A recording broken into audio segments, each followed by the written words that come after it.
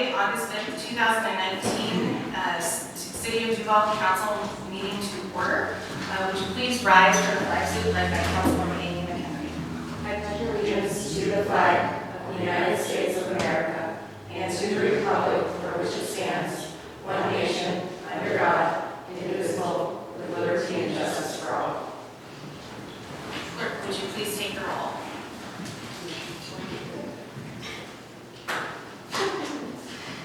Councilmember Brudnicki. Councilmember Iyer. Here. Councilmember McHenry. Here. Councilmember Remington. Here. Councilmember Hoag.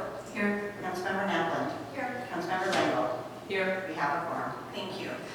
And before we begin with the additions or corrections to the agenda, it's been a very rough 10 days in our country, and I would like to request a moment of silence for the victims and their families and friends in the Gilroy, California, El Paso, and Dayton, Ohio shootings, one of which is a confirmed hate crime, and call on each one of us to make sure that we're standing up to injustice and hate, and calling these folks out before we get to this point any further in our country.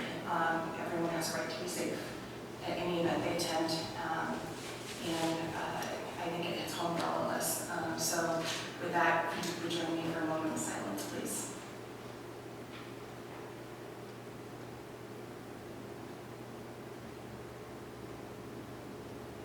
Thank you. Do we have any consent agenda? Under consent agenda, please add payroll for July 19th, 2019 in the amount of $162,971.39. Payroll for July 31st, 2019 in the amount of $30,029.38. Payroll for August 5th, 2019 in the amount of $277,255.77. Claims for July 1st or 31st in the amount of $105.50. Claims for August 5th, 2019 in the amount of $252,638.76. Are there any council members that would like to speak this evening? Seeing none, do we have adoption of this motion for adoption of this evening's council agenda? Move that we adopt council agenda. Second. All those in favor, please say aye. Aye. All those opposed, please say no. Motion passes. Do we have a motion to approve this evening's consent agenda? So moved. Second. All those in favor, please say aye. Aye. All those opposed, please say no. Thank you. With that, do we have any comments from the audience this evening?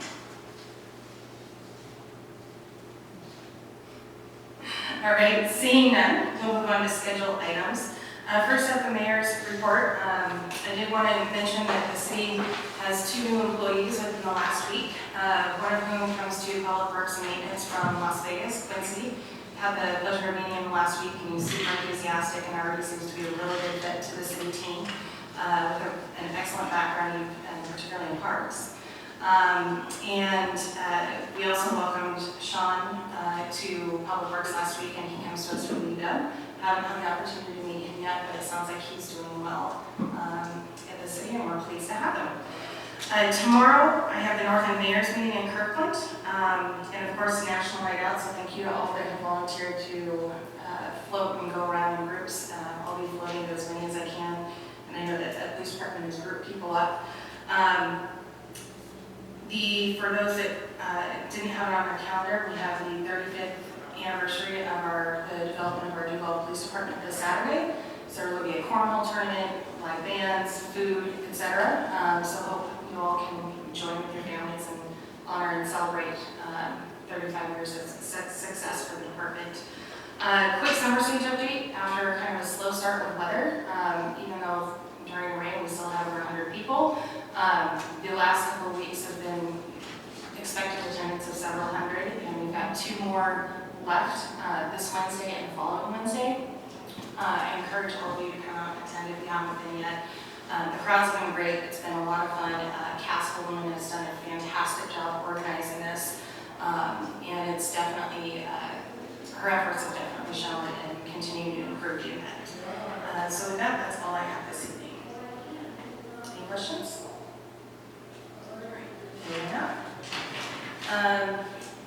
Do we have any council committee reports this evening?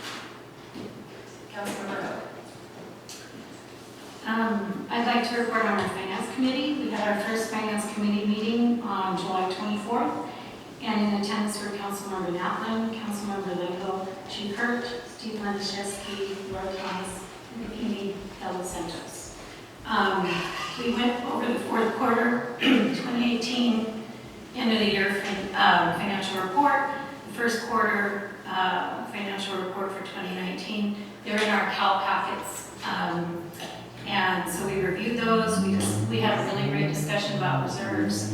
And we have our next meeting coming up on August 7th. It'll be at the Visitor Center at 3:30. The public is welcome to attend. We have a lot on our agenda, but one of the things that we're really going to be working on is a biennial budget review process in our calendar. And then we will be working on the second quarter financial report at some point. We haven't received it yet, but that's kind of just a quick summary of where we're at. I don't know if the rest of the committee has anything they want to add. But they're welcome to. I do. One of the things that would help, I think, in the future in terms of the financial reports that we get, we know that we're going through a lot of transition in finance. And I think that we have to remember that the reports we have now have to be viewed as preliminary in nature because we have an ongoing process where we're identifying improvements to how we report. A specific thing that Councilmember Natlin discussed at the meeting, which I think is really important for the full council in particular, is that these reports were provided in the narrative. And Jennifer, I remember you saying specifically that what would help us, at least in our committee discussions, is more numeric reports. And we are not asking for different types of reports. We aren't asking for, detailed printouts of expenditures. What we're really looking for is very standardized monthly reports. And from those monthly reports, then council will have, again, a standardized quarterly report that we can all get familiar with and understand budget. We can start tracking everything from month to month. I want to say that the staff was really, really prepared and candid about what has worked for them in the past, what hasn't worked for them in the past, and what they need in the future. And that is exactly the kind of feedback and dialogue council needs.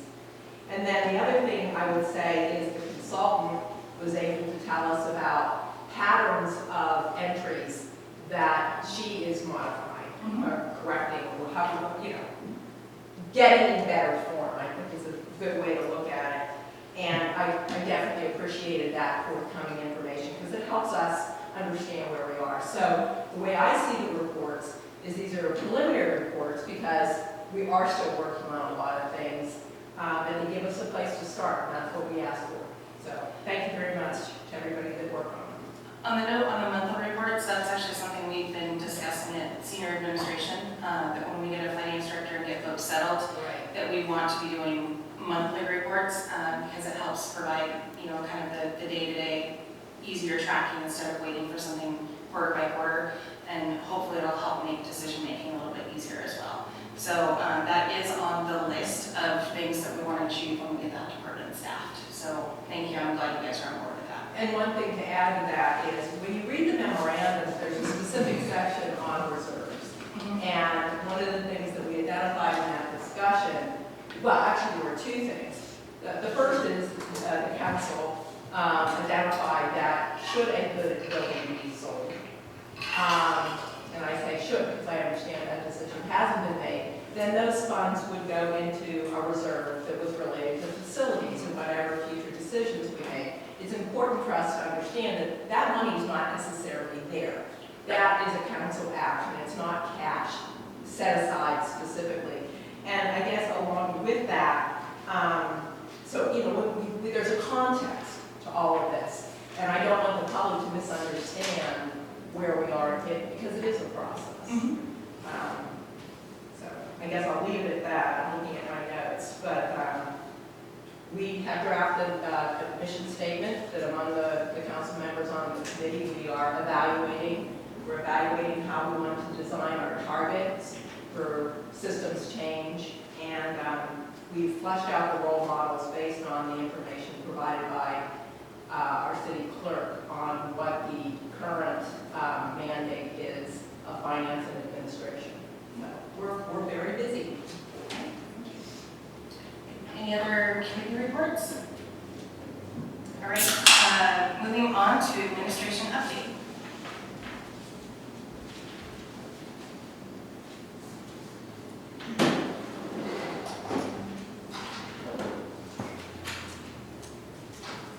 Good evening. Apparently it's the evening of technical glitches, so let me go get my paper.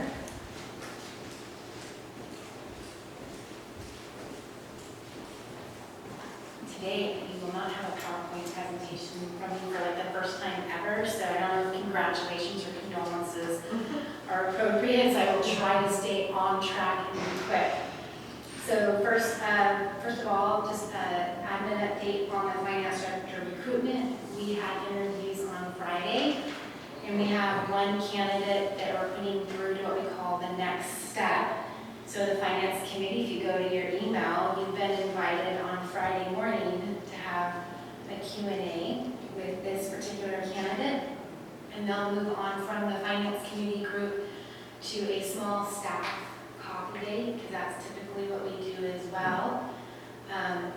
During that time, the finance committee will talk with administration and talk about what your thoughts were of that candidate.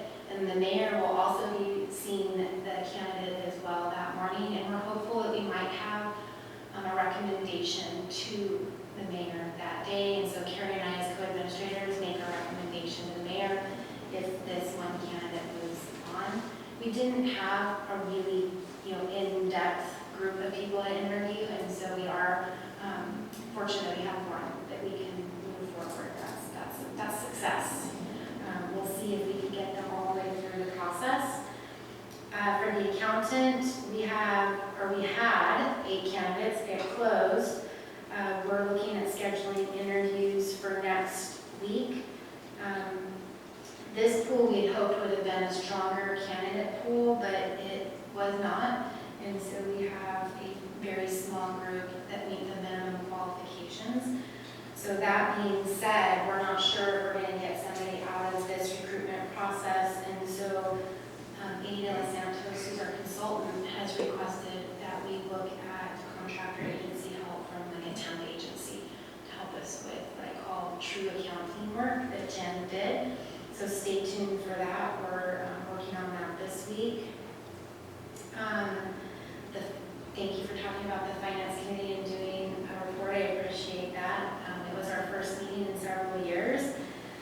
We had looked kind of just at a really basic preliminary 2018 Q4 report and a 19 first quarter report. And we also had a 2018 financial statement to the state as it gets populated at the state level. So it's kind of hard to read. It's just a bunch of numbers, but we wanted to share with the committee what that looked like. We also have a meeting scheduled this week with our finance committee, actually twice this week, once on Wednesday, once on Friday. We are going to be looking at the mid-biennium budget process and timeline. Without a finance director, we still need to keep that process moving forward and some statutory guidance there. So we want to make sure we stay on track because it is August and we need to start this process pretty quickly. So that's why we're having that meeting. And then on the agenda, the one thing that we're doing besides having our agenda items, we have like kind of future discussion points too. So we can all kind of keep tracking. It's kind of like it's not a garbage list by any means. Like we kind of grind it up and move it up to the top. It's a little bit similar to the parking lot list that we use at council, but I want to keep a list of those as we move forward, and things will come off and they'll come and they'll go on. We did complete the accrual, the cash conversion. That was completed, and Councilmember Langwell talked a little bit about that. So that was a really big lift and success for our finance department this last week. This week, we're just finishing out all the things you do with payroll. We had a successful payroll run. We were really excited that we were done the day that it was due, so that was success for us. We are going to start working on what we call a July closeout, and Amy De Los Santos will be working on that. And that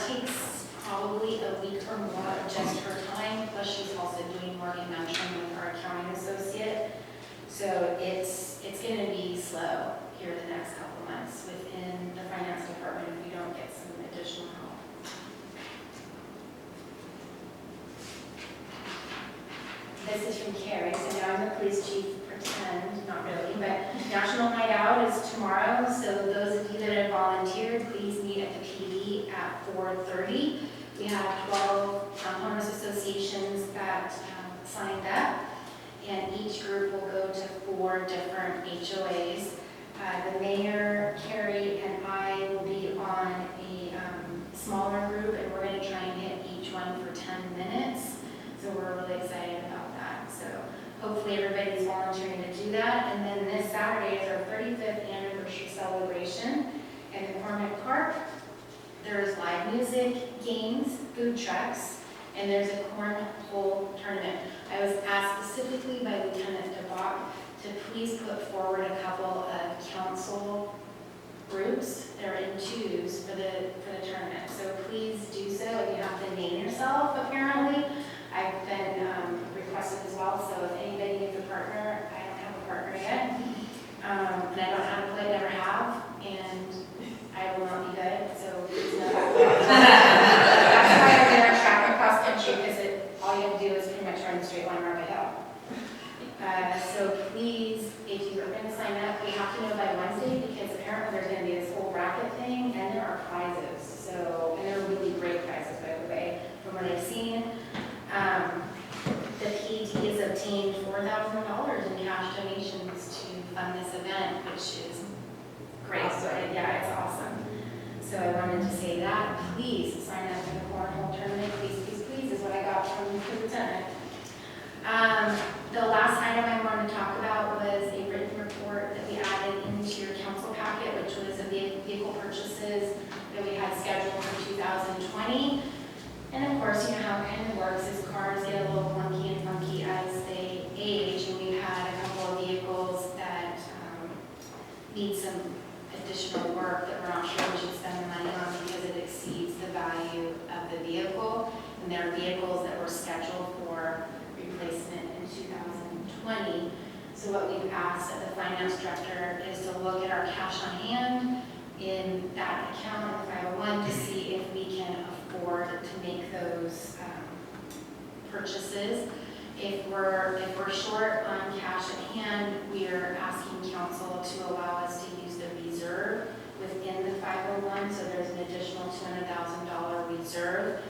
It was an item that we started talking about in the finance committee meeting, where we need to look at our reserve policies and put a policy together on when we can, you know, what's that criteria for using those dollars. So that would be something that we would ask council to give us a head on, because what we're trying to do is get an order in by mid-August, and that gives us cars that we can then get at the end of the year. We're not sure that the cars that we're looking at will be available, but if we don't ask and we don't, know, then we can't.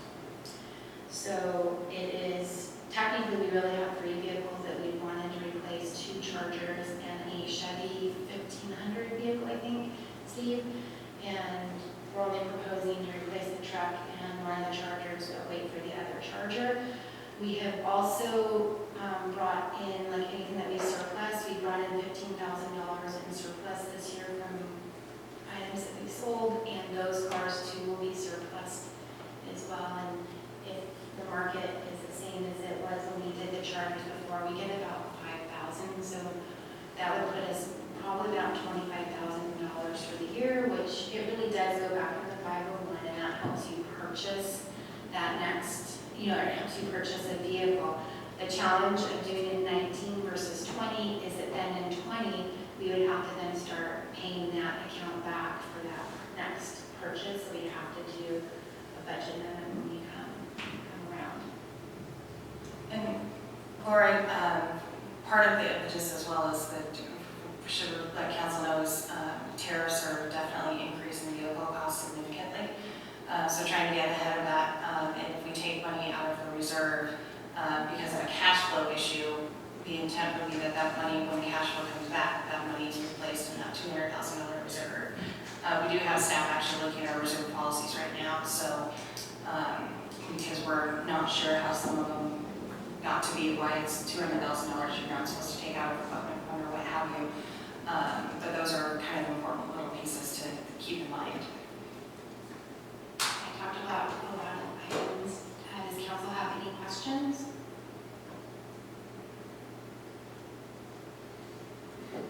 I get, you said you needed to know by mid-August regarding the vehicles? Is that? And it's this Right. meeting. We need a head nod on moving forward today so that we can get the paperwork in and see if the vehicles are even available. There's no guarantee that the vehicles are available at this point. Councilmember Nowland. So I guess we don't have any information about cash flow or where we're at with that fund. I think that's the concern. And really, is the reserve 200,000? Is that what it is? And if you think of all the equipment we have in the city, I don't know if we're really in an emergency situation. 200,000 doesn't seem like that much for a city our size and how much equipment we carry. I don't know. I don't know. That's just the reserve fund. Right. That's not what we budget. So this is like a statutory reserve of $200,000 that we're required to keep all the time. I guess what I'm saying is, would we have to cut into that to If purchase we the have, vehicle? That's so the what question. you asked the finance director, and she'll be back in tomorrow, is does this cause a cash flow issue? And if we have a gap, then to use the reserve and then pay it back. So it's not a permanent, like we're not gonna draw down on it permanently, we would refund it through an official budget amendment process. We're also trying to also beat the 2020 vehicle costs, which are looking like they're gonna be $3,000 to $5,000 over what this year's vehicle purchases were. We wouldn't have come and brought it forward if we didn't think we should at least ask you to consider it. If council chooses to not do that, then we'll spend the dollars putting the money into those vehicles, which exceeds the value of the cars. So those vehicles need to be in service, for sure. Okay. That's a good question. Yes, they need to service. Okay, yeah. I mean, honestly, it almost sounds like we don't have a choice at this point, so. And we don't know that we don't have the cash on hand, but we couldn't get that information by last Friday. And so we knew that we had to come and say, if there's a gap, can we use that reserve and then pay it back? Because we've also been talking about purchasing the dump truck, which we maybe already did. We went through the loan process for that. And honestly, it's a good thing that we did because we didn't know that we'd have 3 vehicles, decided they didn't want to cooperate for the rest of 2019. Councilmember Langell? Yeah, Okay. I'm playing loud enough, actually. It's a Pittsburgh thing. Okay. In absence of studying a policy, I don't see a problem using a reserve, should the dollars be there, to cash flow a purchase. And because you are going to pay it back. Now, if you don't pay it back, then you're not doing what council says, obviously, but I don't have any reason to believe that wouldn't happen. So I think using reserves for cash flow purposes is very different than an expenditure, and we should, try to kind of separate those in our minds. So that's what I would say about using reserves for cash flow purposes. And we do have a chance with the new Finance and Administration Committee to start really fleshing out reserves, because there's a lot of things to unravel there. So it's a great opportunity, actually, for the Finance Committee. Mayor Pro Tem Remington. Well, I appreciate looking at the council packet. It seemed like there was a lot of thought and wisdom put into why we would replace the vehicles early, not just based on mileage, but based on repair costs and many other things that were listed in there. And I think that makes perfect sense. I think it sounds like we have the accounting worked out to be able to move this forward. And we have so few vehicles, it's so important to have good vehicles that are going to move us forward. And with that, I would support moving forward with this. Councilmember Idaho or McHenry? McHenry. in short, I support moving forward at this, there goes my mic again, just because, all the maintenance, and that's an estimate of maintenance, you can fix that stuff, and the day after it's fixed, another thing goes out too, so that's just my experience with vehicles, so I would rather stay on the front end of this and replace it. We'll turn this off. Councilor Becker? Yeah, I would be supportive in this type of use, as long as we can kind of hold this conversation in our minds into the future and not let this snowball into something else that, needs, I think it's important that we just compartmentalize and perform each accounting somersault to itself and not somersault off into the sunset with reserve funds. Councilmember Hope?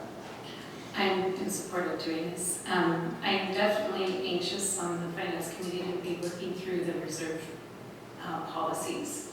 So that'll probably help us in the future with these kind of things, how we can use the money. So I'm in support. All right, we have consensus. All right, anything else? All right, we have, do not have any presentations or any public hearings, so moving on to new business, Agenda Bill 19-54, it's an ordinance amending Duval Municipal Code, Chapter 2.01.070, for discussion only, presented by Ms. Diana Hart. Hi, so we've talked about this before, but just bringing forward the ordinance that will sort of make the correction to cow being scheduled through resolution instead of through code, and then fixing the ad hoc section that incorrectly has standing committee. This is now your chance to decide whether or not you want to pull standing committees out of code. They are currently listed in your procedures. So that's something that you would need to do a resolution today, or when you decide to pass this, to have them in your procedures that are already there. But that way in the future, if you wanted to make changes to what more standing committees were, it would be an easier process to going through a resolution instead of through a full ordinance. So just sort of looking for your direction as to whether or not you want to pull standing committees, or if you're happy with them being in code. Councilmember Hope? I put a lot of thought into this one for some reason, and standing committees are permanent bodies with jurisdiction over specific ongoing policy areas. I don't feel that because they're a permanent body, I don't feel that they should be removed from code.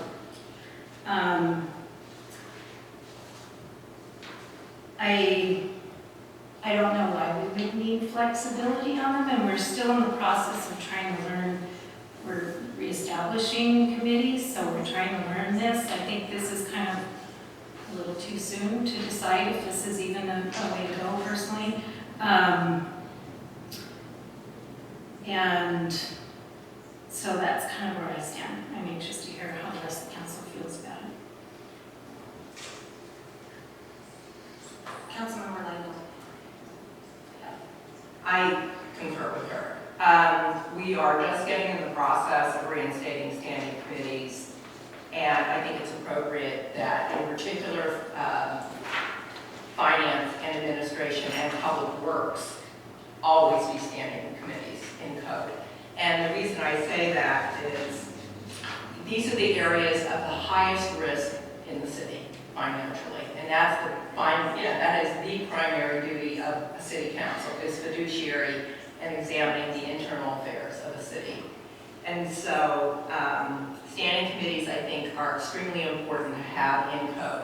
When I read your materials, and thank you for doing that, we do have a little bit of cleanup that we need to do, because in the language around how, for example, it has a day and time, and it even references that this is prior to a council meeting. Well, apparently council meetings were previously on a Thursday, and who knows how far back that might be. So there is a little cleanup there that we do need to address at some point. But I agree with Councilmember Hogue. It's, I don't think this is the right time to deal with even considering removing standing committees.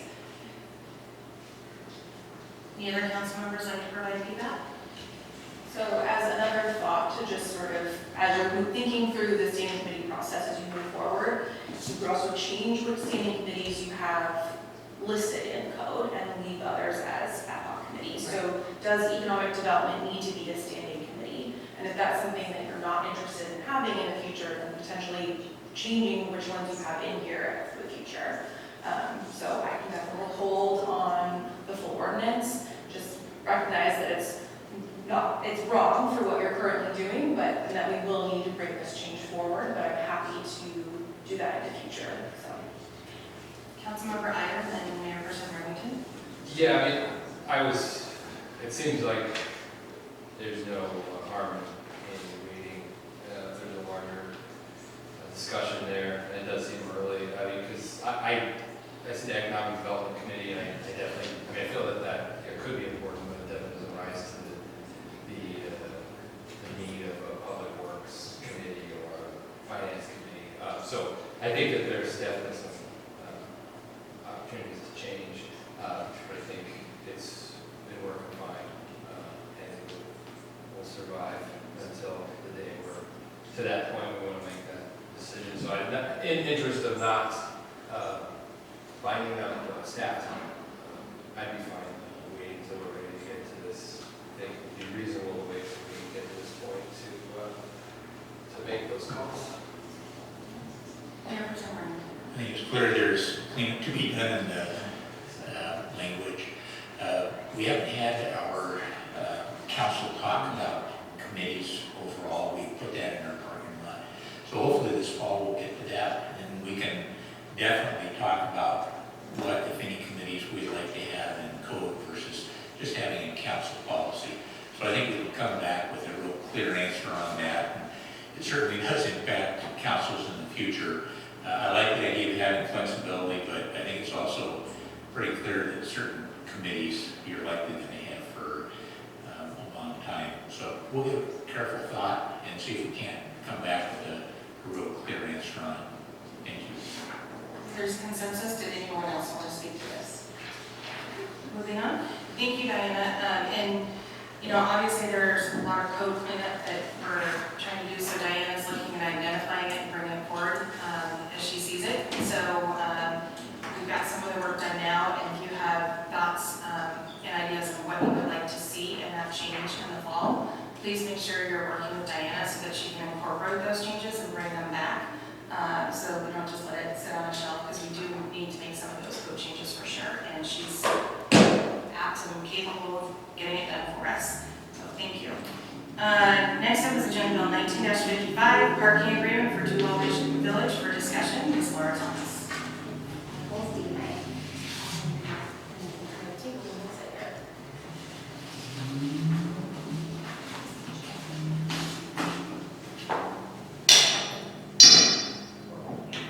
Oh, that might have been the end. Apologies. Mine all last. So good evening, Mayor and council members of the community. For the record, Laura Thomas and Steve Maniszewski.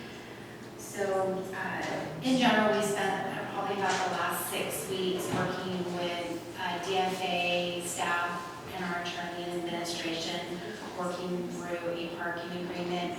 The parking agreement was an item identified in the development agreement. We talked a little bit about that at a previous meeting during kind of our historical tour of the project.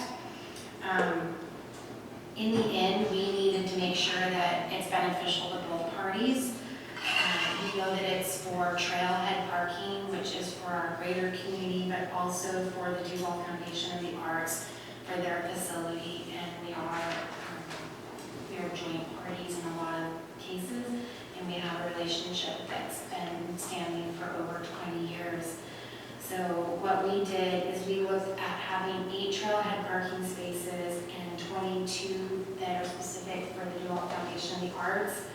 And one thing that we definitely agreed to is, say, a race or something happens, then we would get to use more of that parking area, that facility. And if they have a larger event, they'll get to use a larger area of that facility, potentially take up the 8 trailhead parkings. I did want to make sure, one of the things that was important to us is to make sure that we have an exhibit that shows exactly what that facility area is, so that everybody understands who maintains and operates it and what area that is. And so you'll see that as Exhibit A of your parking agreement. You know, there are definitely several terms to the parking agreement, and I was just talking with our attorney and Steve just before the meeting, because I always try to read it, a couple times over and over as it gets mature. And I do want to make some additional suggested changes, so we'll come back and do that. But one of the items that I want to look at making some additional adjustments to make sure that we still have access to that facility is under section 5.2. That's the ownership, use, operation, maintenance of the joint use facility. Under 5.2, the joint use agreement, there's a section, it's essentially the third paragraph down, that says the DFA shall have temporary special use of the facility during construction of the Performing Arts Center. DFA shall also have temporary special use of the facility for future remodels and maintaining of the Performing Arts Center. We want to make sure that we have some parameters of that so that it doesn't completely close off the facility for more than a period of time. Plus, we also want to make sure that we protect that facility because we are going to be the owners and maintainers of it, and to make sure that when they do build their facility, that anything that's damaged is replaced by DFA and not the city. So we're going to make some adjustments to that section. I think we were so concentrated on all the other sections that it took us, a couple other reads to look at that. One of the other items that came up at our last meeting was Councilmember Langle had asked, if something sells, what happens? And so if that facility is not used essentially as a nonprofit, and as that use, that this goes away, and then there's a renegotiation potentially. So if it's sold to another nonprofit, you could consider, and obviously extending a similar agreement. But if it's for profit, we can't give public funds, so we'd have to come through and either do a lease agreement or some sort of sale.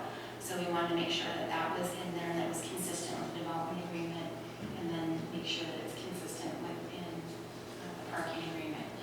And we wanted to just let you know that there is a protection clause if that does happen. We've had pretty good conversations with the Duval Foundation for the Arts and with Westcott.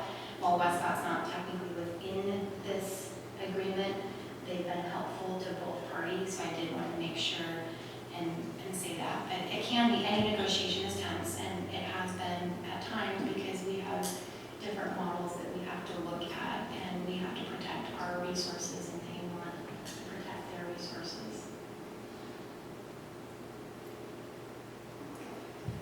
So just looking at this, I don't know the order of things, or if you have determined that, is it 36 spots? How many parking? There are 22 plus 8, so there's just over 30.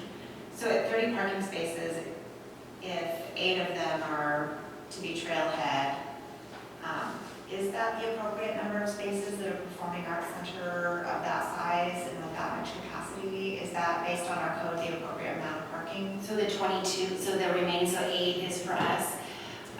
It's going to be tight, but the Duval Foundation of the Arts knew that going in when we went through the permitting process, and it's going to be challenging, and there's going to be what we perceive as some neighborhood bleed out. One of the items that we talked about that was a little more contentious was that they'll have to go through a permit process just like any of our organizations, including the city. If you have over so many visitors as part of an event, you have to get a special use permit. And that was a challenging discussion, but that's what our requirements are, and we said that we didn't believe that council would be willing to waive that. So as part of that special use permit, we would have to look at how we're going to potentially have, a shuttle.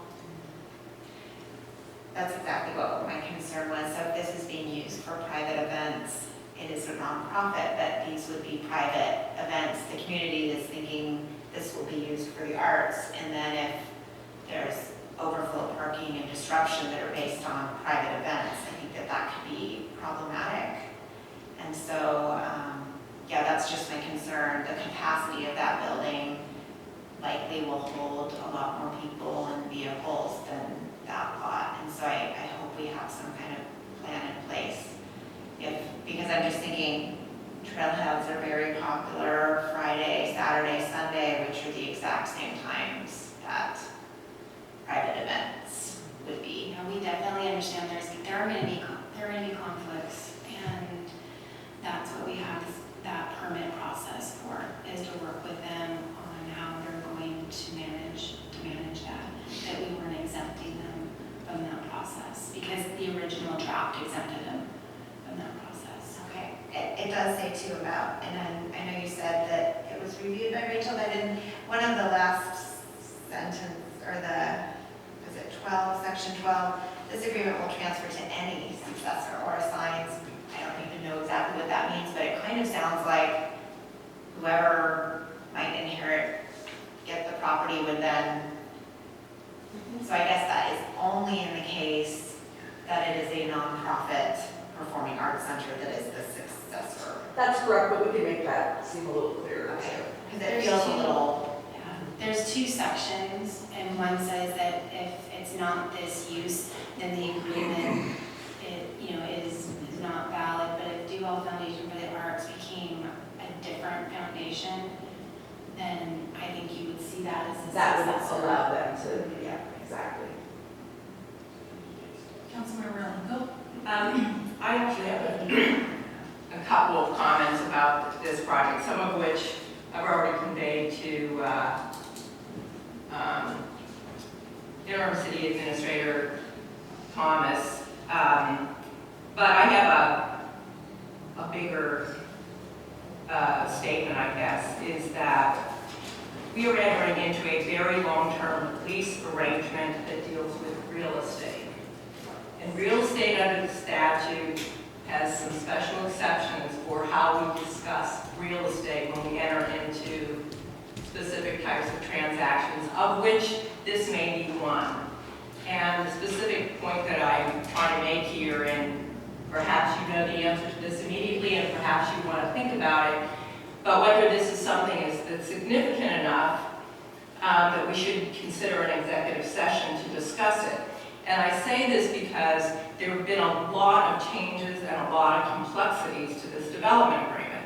And it has, as we've just been briefed, it has been a contentious negotiation already.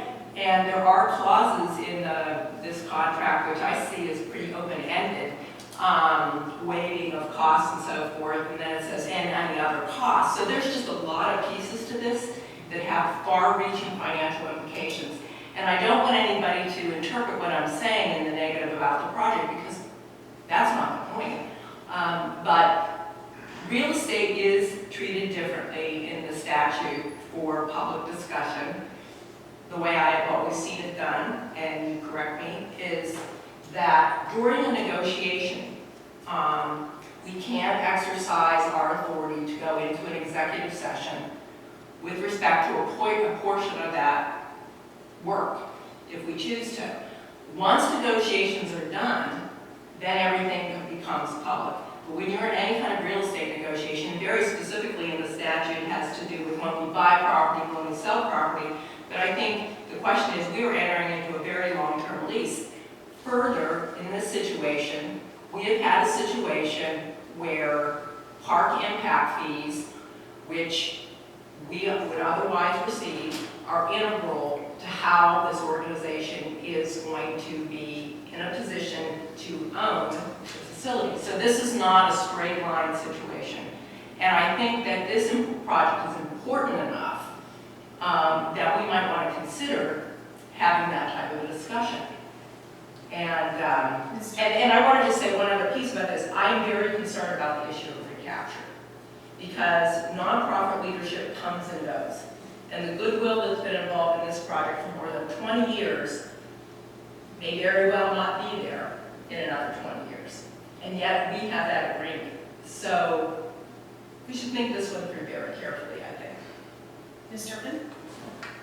I would be happy to look into the executive session possibility a little bit more, just for, don't get your hopes up, I guess is how I put that, because there have actually been a lot of cases in recent years that discuss the real estate exemptions, and they're being very narrowly construed, where the discussions can pretty much be about price only, and even then, there are some restrictions on it, but I'll take a look, and if it seems like it's anything that's at all feasible, I think that's a great idea.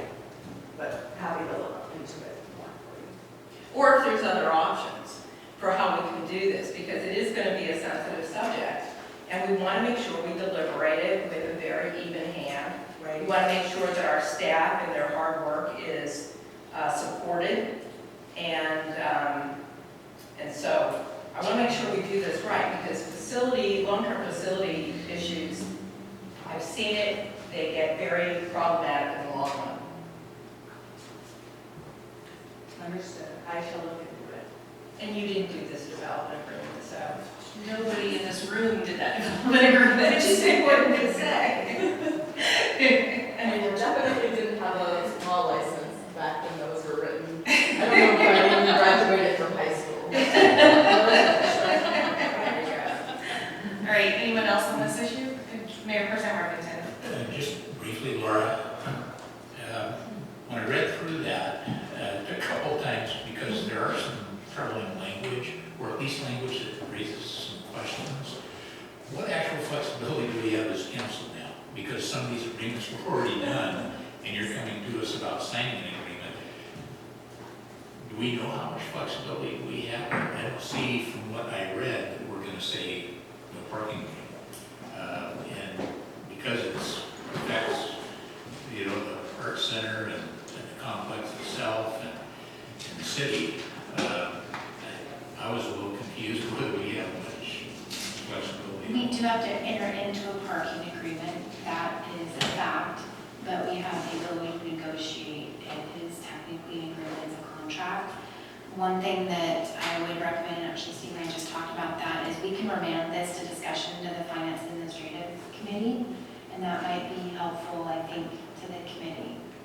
And it's one of the things that's listed in the materials provided by Jody that falls under our purview.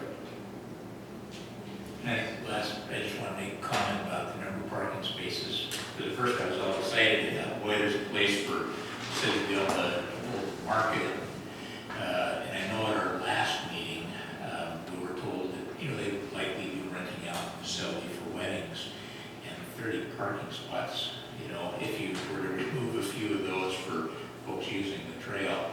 So it doesn't look like there's a lot of flexibility to add a bunch of parking down there, but I think it's going to be problematic for the art center. Thank you. So one item, and we haven't shared it yet, but I'll go ahead and share it, because the DFA shared it with us, is it is their hope that they can either buy or be given the other commercial parcel and be developed out as parking. There's a lot of challenges to that because it's a commercial lot, and we went through a process and thought a commercial use would go out there. But I'm just trying to give you all the information, what we hear, from either Westcott or DFA as well. So I think you should expect that they're going to have that discussion at some point with the city. Well, everybody should know that under the statute, nonprofit cultural uses are exempt from property taxes. There's no leasehold, there's no nothing. So if that was to be supported, we would be giving up much needed commercial property tax revenue that supports the arts in New Ulm. Absolutely.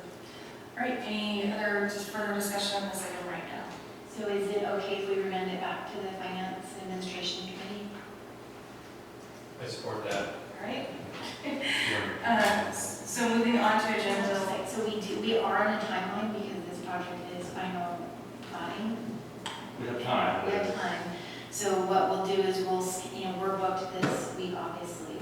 And so I think what we'll do is we'll schedule a meeting Or are yours, sorry, Steve, just, Versus- or, okay. So it's probably gonna be the 1st of September, both. Loris is on vacation this week, Steve's on vacation 2 weeks from now, and I'm on vacation next week and the following week. So we're a little, everybody's, it's that time of year, I'm sure you can appreciate that. But we will put it back on, and we'll actually have a conversation with the FA and let them know what the discussions were here so that they're prepared. They'll likely come to, my guess will be coming to the finance committee because they're open to the public. They're welcome to come. Sure. That's why we have them as a standing committee. Thank you. Great. Next up, Agenda Bill 19-56, the Bridge at Big Rock final plat and approval for discussion. Mr. Laniszewski.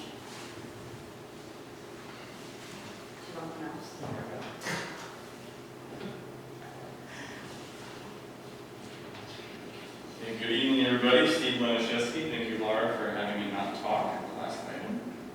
Appreciate that. Are you coming back later? Yeah, I know what's up, and then see if the mouse will work from here. So, I believe the next two items are development related and then the TAB app. So, the Ridge at Big Rock is the new name of what was Duval Urban Village. So we are using the Ridge at Big Rock in all of our documentation, and then apologize, I could have, email presentations out so we can have a table next time. But we will be going through, we've touched very briefly on this at a Cal meeting in the recent past. So this phase is immediately adjacent to the Safeway property and what was the old Third Avenue alignment, which touches the curve of Old Big Rock, New Big Rock, and then Third Avenue. And what is now known as 140th. So this whole parcel, and I love the staff report that Larissa did all of. You can take a single look of credit. Those are 22.12 acres in that phase. The first phase is not all encompassing, so there will be phase A, which is what is east of Third Avenue, and then the commercial pad and the road, which is south of Big Rock Road, is phase A. Phase B, which will be soon forthcoming, is just the remainder of the residential area. Big Rock Road is almost all the way complete as far as the improvements required. Third Avenue, we're working through the visual alignment for sight distance, which is moving forward just fine. Final plat, we've received a preliminary final plat. It does need a second round. It has comments provided by staff and our consultant group. So they are moving forward, but this is somewhat time sensitive on their end. I'm not sure how much time sensitive it is on our end, but they are moving forward in a progressive manner. So bigger visual. It will be nice to pad out and have for potential sale at some point commercial pads, which I wasn't around when they did their mod, but all those parcels now south of Big Rock are commercial pads. And this white line ties in what is Walden, which is adjacent to the ridge of Big Rock. But they're here for a while, they're here for the long haul, they are migrating east, so to speak. The one big thing which I know, I'm not sure anybody at this diocese, the mayor who was here as a council member for a while, has seen a recovery contract. So it is a significant tool to foster development and then also share in spreading those costs. So what that will enable the owner to do is recoup some costs over time from properties that are off their frontage that they had to go to chase sewer or water for to connect to their subdivision.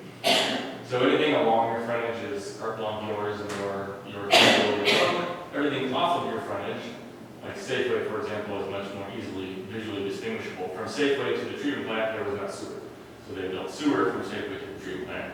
Every property along that frontage, staff reviewed and approved all the costs that were contributed to that work. We then work with the applicant and they divide up the frontage in half, and then along each person's length, the the road and splits up a per foot fair pro rata share. So we are they are engaging the recovery contract provision in our code that we'll manage.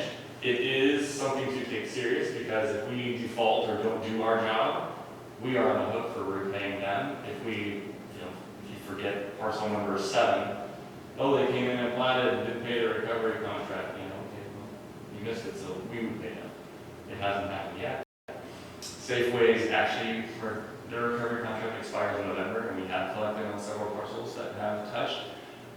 Fortunate or unfortunate, depending on what side of the fence you're on, the Duval Village, the yellow barn piece we just talked about, as soon as you touch the utility, you pay the share.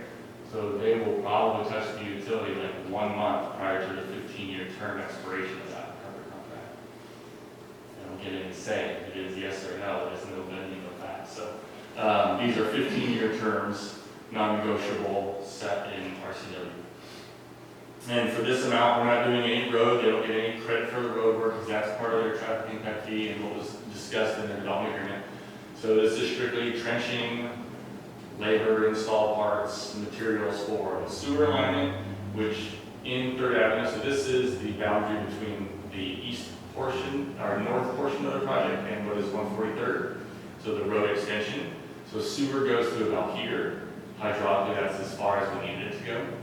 And then water main, there are 2 lines of water main, because this is a zone boundary. So there's 330 zone, which comes down and connects off of 143rd, and then there's the 450 zone, which is a straight shot connecting up 143rd to 3rd. So those are pro rata share. We'll do the math. Currently, their preliminary submission, which I included everything in there, as $208,000. You'll notice that the money that they submitted invoices on was much greater than that, but that is the pro forma on that specific utility installation for their contract for us to review and approve or deny and work with them on. Questions on the recovery contract? Councilmember Nevin. So what we're doing is we just collect and give to them. We're out no money. We just, Well, is there, fine. besides time, is there an administrative fee or any processing? I actually think they're low fee, but it's whether they do or don't acknowledge, we just track it as a local billing and they And you just then write them a check. You get the check. Interestingly enough, with Safeway, as they changed hands corporately, it took us 5 months for somebody to, like, we sent a check and it came back. Yeah. Right? Like, that person should be hired. Yeah. Yeah, that is the only thing that is hard. It is a long-term, and it is a successor and a sign, because they rewrite the recovery contract and it says successor and a sign. So we're then obligated, and there is, and we found the RCW provision, I'm not sure how far, but it was now within the expiration date. If you try hard enough for long enough and document it, it's yours, if you can't find the owner. So we take on the liability of this and have to You take on manage liability, it. manage We it. really don't. But, okay. So the follow-up question I had is I'm thinking of the sewer project on Batten. Could have we done something like this? We discussed doing this recovery contract as a city. We did. And I don't recall, I know we talked about what we're going to do, which we did not do the recovery contract. We're going to go to the SEPA and ask for, certain monies to be brought into the SEPA process as a mitigation fee. Not for GSC, it's still paid to GSC as a developer. Okay. But yes, we talked about what we would do. We did say that through the SEPA process, we will specifically ask for a mitigated cost share for sewer. This just feels like a very specific tool. It's mostly a specific tool for development More for and to development. encourage. Yes. If It's we- rarely used, honestly. Yeah. Only for developers. Interesting. Okay, thanks. Councilmember Hope and then Mayor Pro Tem Brennan. I was on the council back then, and I think there was discussion about adding that recovery, and we had to record something in the county there on Batten, and wasn't it done? Or am I wrong? Or Yeah, that was just within the last 6 months, because that was when I was but here. I guess I was thinking of one a while back, right? No? I think we had discussions potentially in another project where there were questions about it, but it wasn't a viable option. We didn't add it, okay. So there's been a couple of times we've discussed recovery contracts, but primarily it was back when where there was any in-depth discussion, and then now the Rich at Big Rock, as far as I can recall. But I was there for that.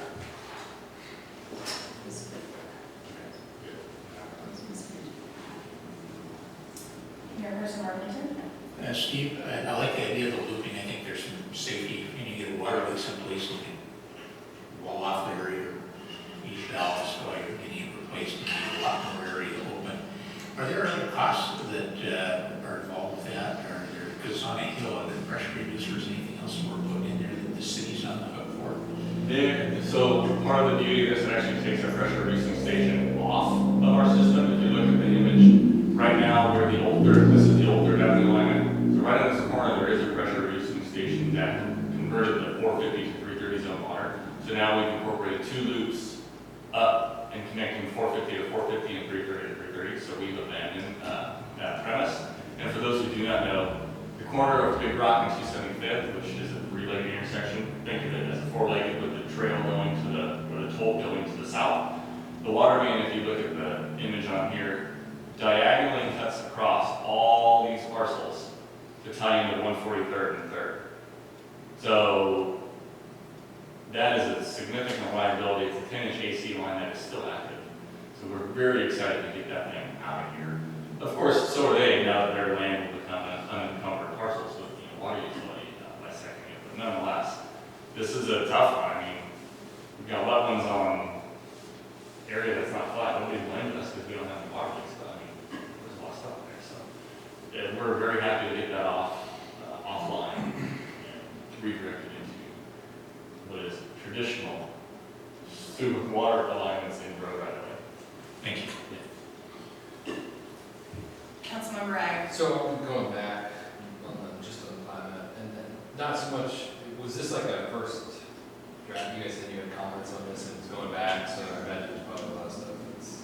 Yeah, so changed on it. kind of one thing that's gone around the local region, a couple jurisdictions do, we'll do like a precursor review, because once you actually accept the final plat, you have a certified time clock you're going in, right? We have 30 days to process the final plat, which is virtually impossible.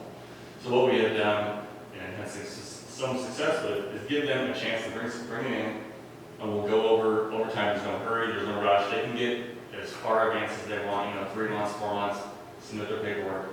We give it a preliminary look. They're already setting a look for the developer review costs, and we give it back. It does help the next phase that comes in. And so my question, just in terms of learning about what our practices are in terms of responsibility, do we take NGPS? So, good question. So you'll notice here, this is the headwaters, and it is the vertical top of Bear Creek alignment. So right where this wide valley is, which is 140, this pipe, there's a culvert underneath the old Northeast 140 that's literally flat. It's an equalizing culvert, so water goes either way. So it goes towards the Buren parcel to the south, and then it comes this way, and it is the headwaters. So traditionally, within practice, we take sensitive areas that have headwaters. So this is the last piece, and we own everything between Big Rock Road and then now Snoqualmie River. What's the thought process? Well, partial stormwater management, 20 years of practice, and this piece, we've had a discussion with ourselves, but this is literally the last one in the entire connected waterway between this space and the Snoqualmie River. But in terms of the restrictions and the protections to that area, they can do as little as we can do as an entity. That is a statement. And then by taking it, I think it's just something we should think about, because I know they do tend to. We've had this go back and forth, and I was the one who was saying, your policy, et cetera, all this stuff, and we've gone, and she was like, do you really want this? Because they had No, but we've done it forever, and it's the last one, and I was like, it's going to be tree hazard. yes, well, Because the way we, And that's the question. we had this discussion over and over the last, several years, anyway, but more importantly, in the last couple of weeks. And just taking one tree out in a park area because it was really large and it's was super expensive. So that's what we're inheriting are these other native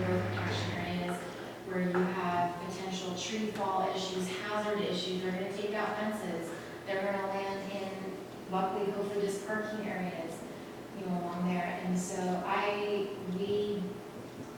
we will not take, you know, like wetlands and steep slopes and those things, but we do have a standing history of taking our stream corridors.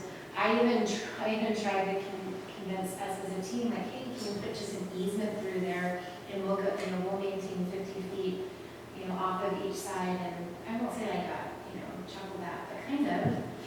But we're trying to think outside of the box so that we don't have to maintain in its entirety. Yeah, but I think you're gonna be hard pressed just being a critical area, an NGPA going in there during the light of day to do anything.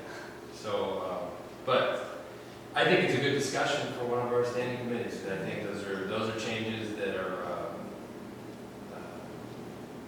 tradition almost, and I think they're easily changed. And the other question I had too is, without looking at the plans, it's hard to tell what's going on in terms of the tracks. Yeah. Is it our intent to take responsibility for stormwater facilities that are taking road water? I can't tell with this, but it might just be that it's an early draft, and there's usually early drafts for that. This one is, It's, where the word phase A is a shared tract. so historically, when they're just residential vaults or ponds, those would be maintained by the city. But when they're commercial, or I'll just say non-residential, then they are owned and maintained by that entity. There's a mixing of water here, so these are going to be privately owned and maintained.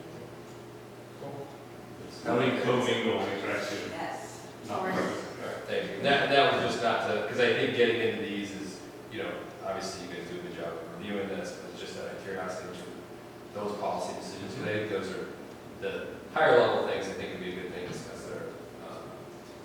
Standing committees or even as a group when we have time, but these things can tend to come in big jags of, look, you just inherited a bunch of land, and your standing policy was this, and now you are the owner of a bunch of NGPAs. So, you know, maybe once we get to the standing committee thing, figure out be a good use of all of our time. Councilmember Navland. So that just reminds me, so I think they had to do some stream buffer enhancements? Restoration and mitigation. Okay, so when do we take ownership of it? Do they have to continue to maintain, to ensure those?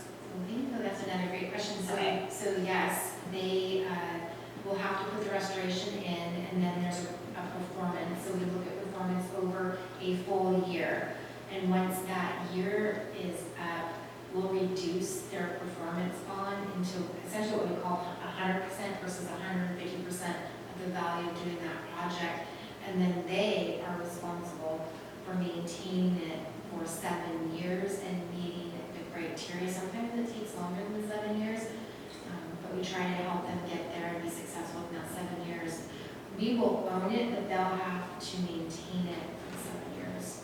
It gets deeded or dedicated at time of final plat. So if there are tree issues during the 7 years, do we have, are they still under the management of the land, under that? Only if it's trees that they've put in and restored. Okay, and so Not the large trees. so the pieces of this project that we will inherit would be the roadways and this one, track 999, that one parcel at that's all. And then for the larger, I'm just curious, looking forward, for that one, we don't get any of that wetland, they maintain that forever? We're not taking wetlands. Okay. The parks, and they may have an outskirt trail on the edge of it, I think, for preliminary plan. Okay, thanks. Nothing's isolated. Any other questions? Great, thank you so much. Moving on, Agenda Bill 19-57, approve and authorize the Public Works Director to apply and submit a grant application for the 3rd Avenue Northeast Road Construction Improvements Project, TIP ID number R-13, from Northeast 133rd Place to Taylor Street, half of R-13, to the Washington State Transportation Improvement Board for inclusion in the Urban Arterial Program. For discussion and/or decision, Mr. Lukaszewski. Thank you again, Steve Lukaszewski, Public Works, staff and citizens. The item in the packet today, which for some reason won't reload, I'll get it, is to discuss staff's recommendation on a grant proposal to the Transportation Improvement Board for the 3rd Avenue, half of the R13 TIP project. With that said, we did discuss some prioritization work scheduled for the end of September, but I did bestow it upon myself to put something together that I think, one, gives more of a numerical and non-biased analysis to our projects, and then two, in this case, worked out where this is our highest ranking project for reconstruction. Not surprised, because it is, the least facility improved length that we have, which is good. It's good from both edges, in my opinion. So, timeline-wise, the application is due on the 16th of August. With that said, we are putting this into phases. We can certainly we can do whatever we want. TIB supports the phasing of this. They are fine breaking projects into multiple parts to achieve the goal of, a multimodal full access road. So, as the staff report noted, we did have our TIB engineer come out. We did drive all the roads.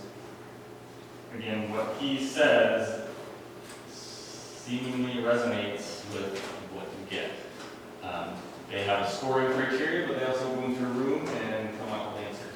So that's how they are, and I'm actually certain that that board meeting is closed to the public. So they have their own kind of methodology, whether that is or isn't, standard is irrelevant. They have a scoring matrix, but they all go in and, they like to know who gets work done, how fast can they get it done, because we have 4 years to spend the money. It's not like there's a big hurry, but they, as a grant board, would like to get money spent and out the door. They have no interest in extensions and all that type of work for paper process reasons, but also doesn't do and help them in their role of facilitating, expending resources in the state of Washington. So we had him out and we went over the projects. They had no interest in 3rd Avenue, Big Rock Road. He just didn't think the time was right. There's not enough development around it. Cherry Valley Road, didn't think there was enough opportunity there. He thought that would be a complete street project. When we finish our first round, in 2 years we'll go after more money, and hey, yeah, I can appreciate that the dog park's here and this little farmstead's here and there's no real direct access, but you have a crosswalk at the elementary school, you have full sidewalks on the south side, you have half sidewalks on the north side. You'll take the confusion by your sidewalk and leave it alone. That's kind of what he said.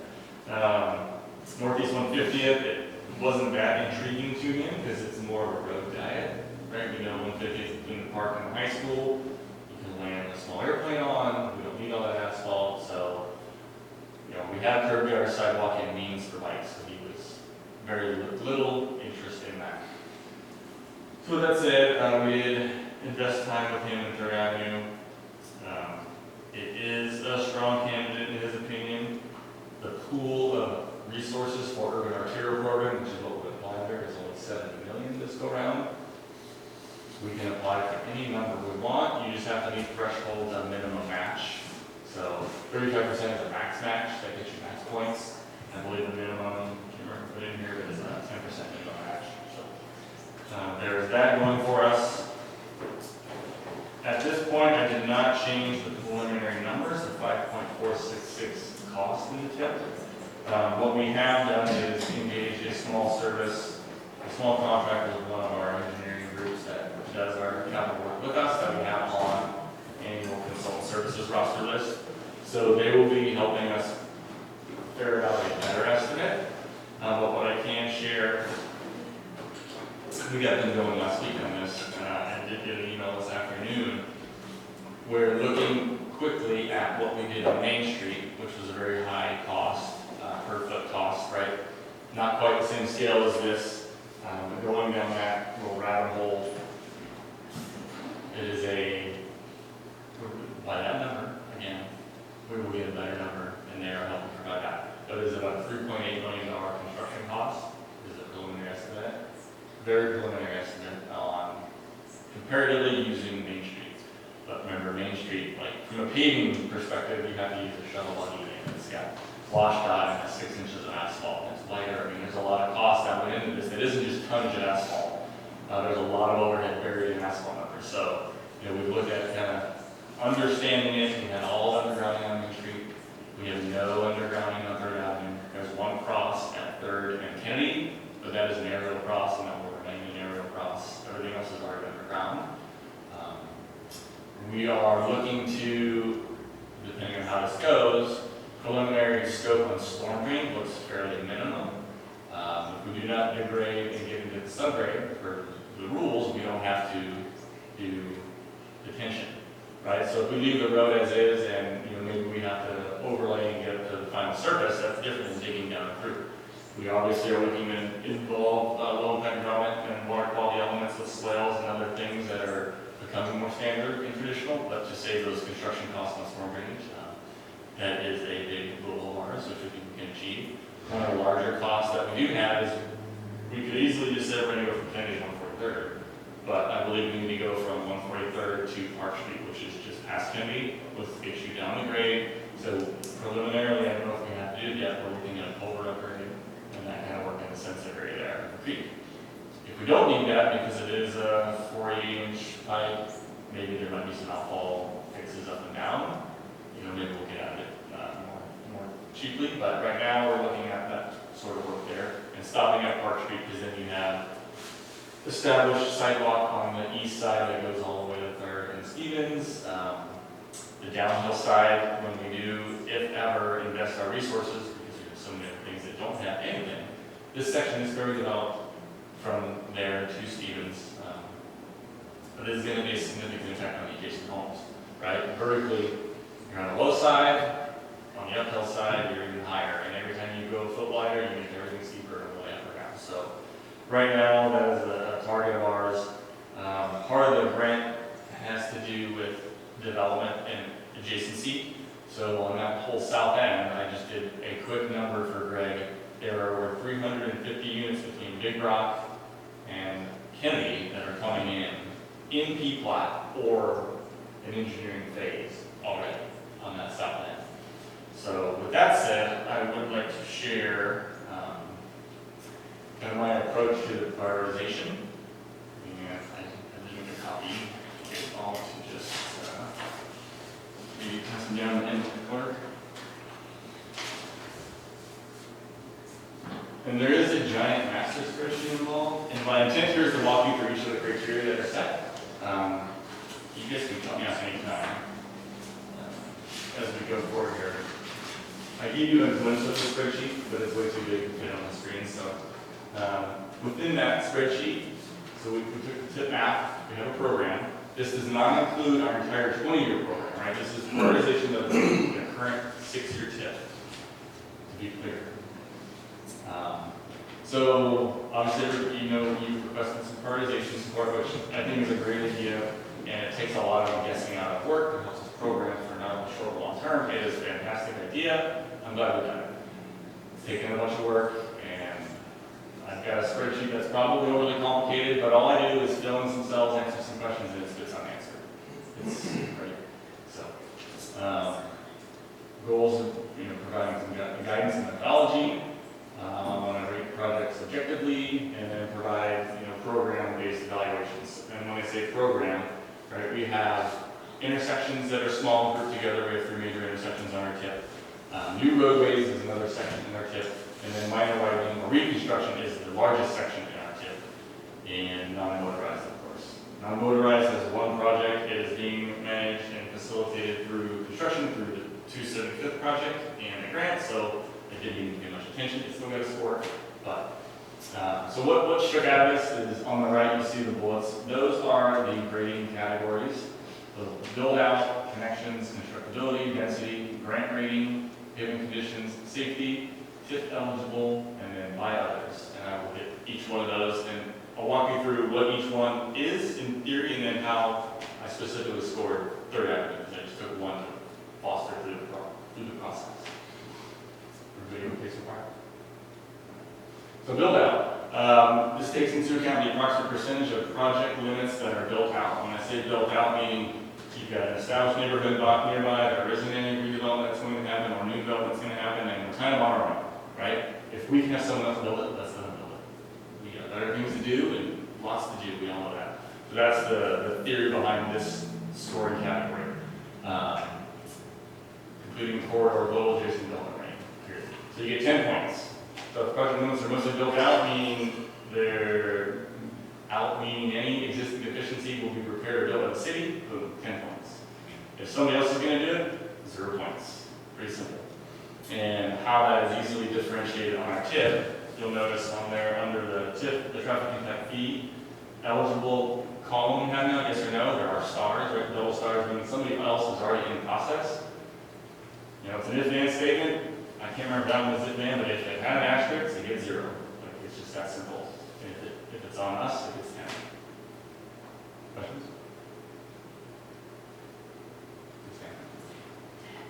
I just wanted to double check. This grant we are applying for, would it only apply to minor widening reconstruction type projects, or is this grant would be applying for cover anything on our project list, including intersections? On your tip, right, so it's on your tip. Okay. And part of the urban arterial definition. So intersections are, they don't score well unless you're fixing a giant multimodal mess. We're not fixing a giant mess. We might be facilitating better movement through, but our intersections, in my opinion, do not score well on that. It's a good question. And so, yeah, for the urban arterial program, as long as it's in our tip and we believe it's going to do our job of facilitating multimodal, full developed transportation related activities, go nuts. They have strict limits on what you can spend on certain types of money in it, right? For an arterial program, you can spend 3% on landscape. Landscape includes actual planted landscape. They consider underground and utilities landscape. So any of those things, you obviously track in certain schedules, and once you hit 3%, they're done, you're on your own. But they do have some caveats, but that's about the only one really that they care about. They don't pay for utilities, of course, which our utilities pay their fair share anyway. So how that one fit into R13, I'm trying to call everything by its street name, which is an acronym R13, and it's the 13th list for reconstruction.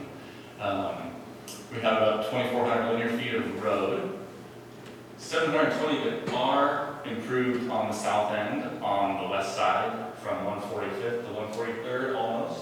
So simple math, 720 feet divided by 2,400 times 2, because there's 2 sides of a road. 15% of this corridor has improvements that are meeting the standard today, curb sidewalk landscape.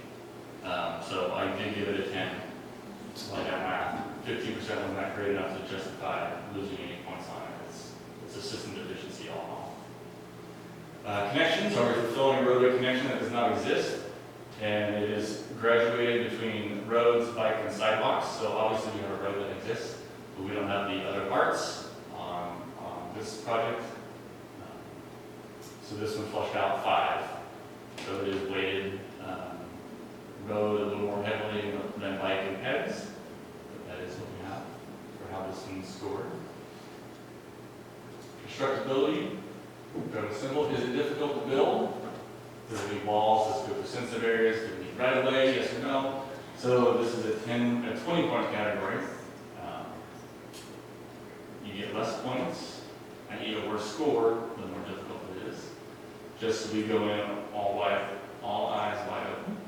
So there's a little flexibility with numbers in here, but I did not try to use much of anything. It was pretty carte blanche down the list. So this phase, this project has tons of right-of-way available. Right now, we don't know if we need any at the intersections. The only one I can think of is 145th and 3rd.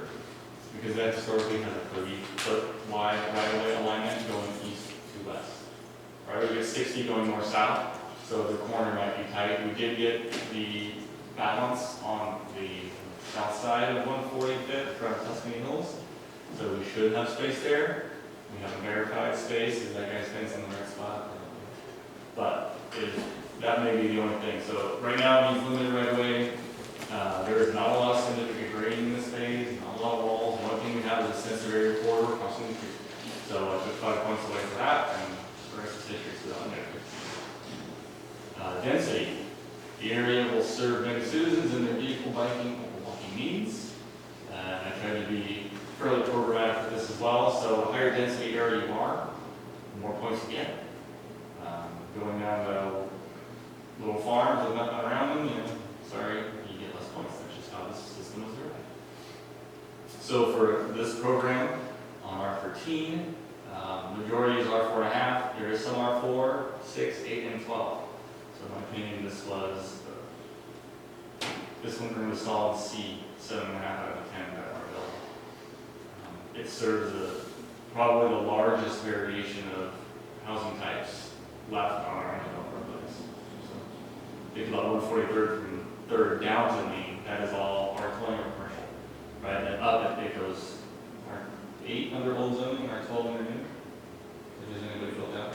Yeah, but that would be from 143rd east up to 277.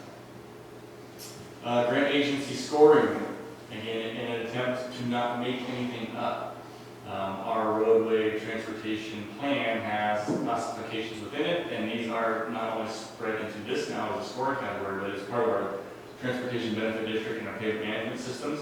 So this is already in use. So one is your road federally classed, and staff did a fantastic job. Whether anybody knows it or not, it is important to be federally classed to be grant eligible. So right now we're only talking about TID grant, we're not even talking about PSRC or other regional grants. But this road now qualifies until last year's time. So as of last year, all you had was Big Rock, Main Street, and Cherry Valley Road. So now you've added 145th, 150th, Baton, 3rd Avenue, and something else. So federal class, yes or no? If it's yes, if-and statement gives you 7 points. If it's not, you get 0. And then under Duval's roadway classifications, you get another 3 points because it is important to us also to be classified. Whether it carries as much weight with grants, it's not as important, but it should jive. So strictly entering the table on what they are, another number gives you up to 3 points. So with this project, it received 9.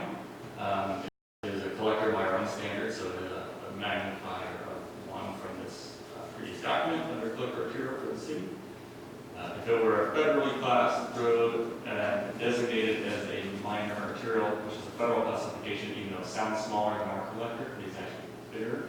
By federal class, we would have got 1.5 for 3 points and a total of 10, but we got 9. Pavement conditions, so this also uses the PMS, Pavement Management System and Transportation Benefit District information. So if you are going to work in a road that needs an overlay, not recon, 20 points to you. That's the perfect time to do the road. It's as simple as that.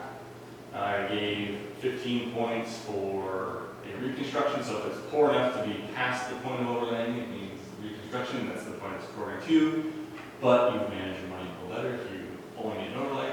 And then anything else got 10 points because every other road is here. I could have given it 0, but surprisingly enough, going through this process, the scores were lower than I expected anyway. So it is not that imperative, and sometimes opportunities happen.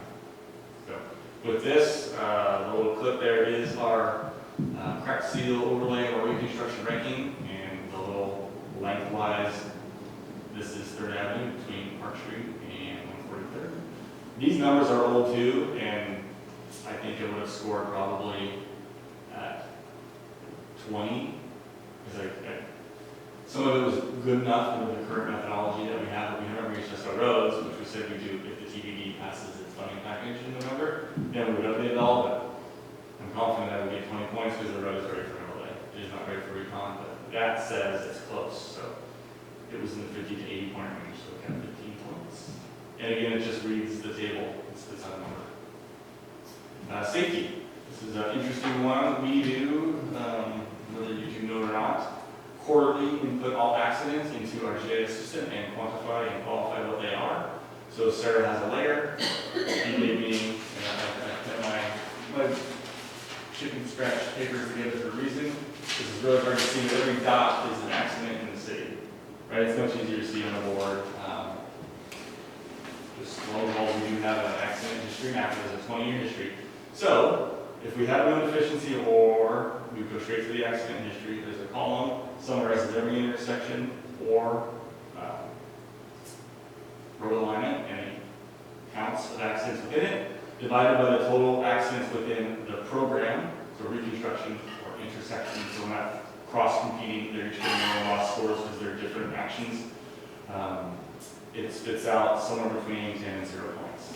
So the number of accidents is high, and I also lumped complete streets into this, so 7 points is complete streets. If you have no curb, gutter, and sidewalk or bike lane, you get 7 points. If you have half of a road, you get half, and so on and so forth. So the accident history map on this, there were only 10 accidents on this corridor out of 107 for that program. So it spit out 1 point for that, and then complete streets was 7 points, so that gave it 8 points under that priority. This is on the tip, which is kind of a gimme because they're all on the tip. It's not trying to be funny or flip, it's just, it's important to be tip eligible, and all of our projects on our tip are tip eligible, but everybody so yes. And then other, this is where we have a little flexibility, and to make sure we are only going to spend our resources on roads that others are not spending them on, I gave a big hit. Whether it's 30 or 10, it doesn't really matter. I think it's close enough to not be competitive because others are doing it. So we have that column. We can add 10 points in this program if we feel there is compelling reason to maybe do 2 things at once, like back road, sewer, or overlays coming when someone else is nickel and we can take advantage. We can give ourselves some weighted points. So that's how this will work out.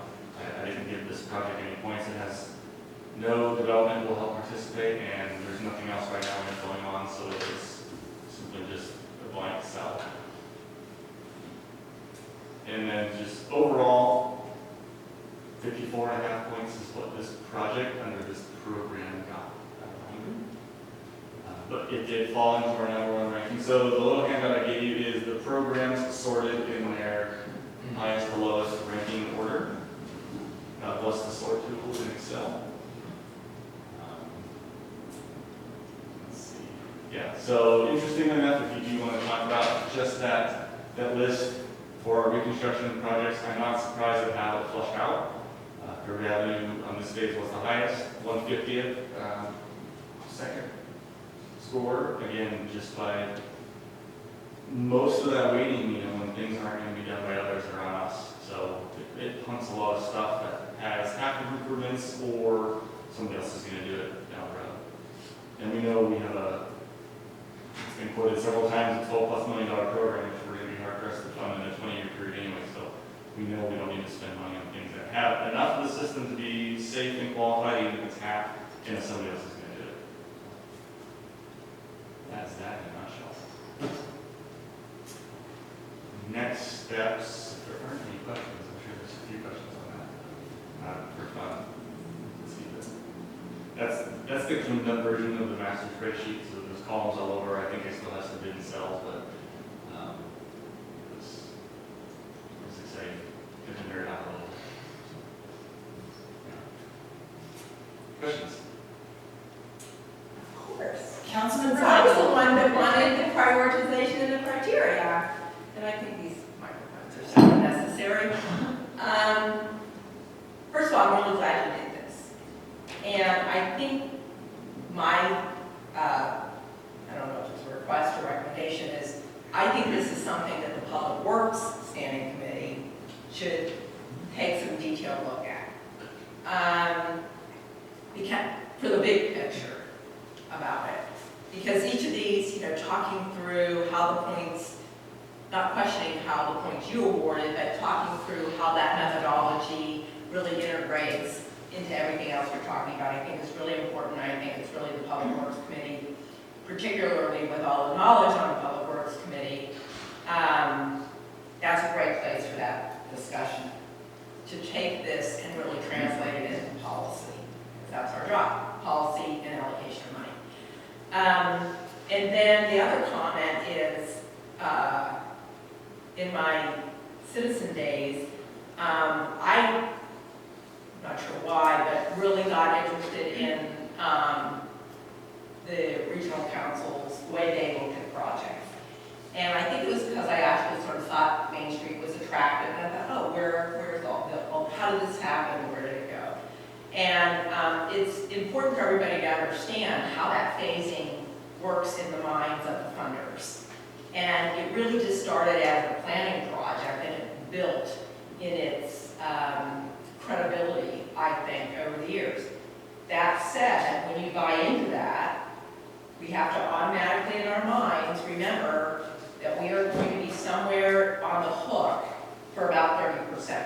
That's always what gets you the biggest points. And so that falls into how we think about reserves, it falls into how we prioritize. And the last comment I would have, it's not specific to this grant because we're here to get approval or not on the grant, but the last thing is we really do need, I think, to come up with some ideas about how we're going to address the more mundane but very citizen important work. And again, Public Works is the place to hash that out. So we can take that into consideration when we look into future budgeting and how we're going to address our reserve problems. Because I don't think the public really understands we have some pending things that are going to really be pricey. And if they want Duval to be as wonderful it is in the future, then we're going to have to plan for it financially. Councilmember Allen. I really like this. I think the way you have the point system works very well for a 3rd Street type of project. Works great. My only concern is when we apply this to the full tip, which would include an intersection, because it doesn't take into account what is our traffic flow, how is it, when we rate the, I forget what it's called, when you're, concurrency, but they rate something, whether it's A, B, C, D, E, F, failing, this or that. So my concern is we have, as we're growing, we're going to have intersections that are hitting their tipping point. And we know they are, we collect funds to fix them. And this type of prioritization would never move one of those projects to the top ever, because this prioritization method is really about creating a complete street roadway and does not address any kind of intersection needs. And I just, when I look at this, and I guess you're telling me this program isn't designed as much for intersections, but I look, the intersection there at Big Rock and Main Street, there is not enough queuing area for people to get out of there, and with that many more homes being built, I think we're going to have a problem with people trying to get into, the Starbucks complex and the Safeway and trying to get out of it. That's going to be a congested issue, and I don't see this methodology ever bringing one of those to the top. And I just don't foresee how we're ever going to get to trying to fix some of those problems. And I think they're getting worse, and we just don't talk about them. And Main Street and Winfield Duval, that is a bottleneck, and it's a safety issue because when we have storms, that's our only way in and out. And everyone has to go through there, and we can't move around the city, and you've got emergency vehicles that might need to get in and out, and it's completely jammed up with vehicles. And I feel like our intersections and, the community is very concerned. We like walkability, we like all of those things. But the number one thing that I hear about when we talk about traffic is really about the congestion and some of those other frustrations. And so I love this, and I think it really brings 3rd Avenue to the top for that type of project. But we also have other types of projects that I think are, as important, if not more important, than this project. I'm not sure, I don't know if it's more important. I just think that this type of criteria would never score an intersection improvement as important. Can I say something? I think that this brings up part of the challenge with transportation planning in general, is because, council asked for this prioritization, which Mr. Lynch says he did a fabulous job on the scoring, but you can't capture everything in one plan and one document. In public works, in particular in transportation, you have to have several different focuses. So for example, we have, we've talked about having sidewalk programs. You can develop a programmatic approach to intersections and what have you and tile that data in.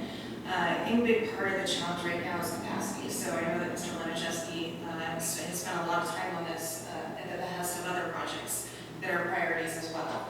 And I think this is a really good start to getting us to where we know as administration where we want to get that long-term planning in place. So to the point, it's, you're absolutely right that you can't get the intersections in this, but there are other opportunities in other areas where we can prioritize those projects as well that can tie in as well. So I guess I'm wondering, how often do we get to submit? Is this once a week? Once a year. Once a year you can submit for one of these projects? Or TIB, Urban Arterial Program, again, which Okay. intersections don't. They don't score well on this type of a, There's other things out there, and a couple of points I'll make, I think it's my hand, but, so first off, buckets of money. These are transportation-related projects that are growth-dependent. We have to spend the growth money on growth projects, right? So these are the only projects that are eligible to use TIF money on. I don't want to discredit our capital program, and we are rating this for ourselves. So when I get more free time to take this on the 20-year list, they're going to qualify in the same way, shape, or form. They're just not TIF eligible, so they don't get 10 points. Does anybody outside of this room care? All we need is some kind of score that will help flush out how we can at least look at prioritizing. I don't think this should be how we prioritize per se, but it should help us guide what we do. And there are other things that are always going to happen that make sense to do something different at the same time. Like, hey, we've got something else going on here. We're going to do something.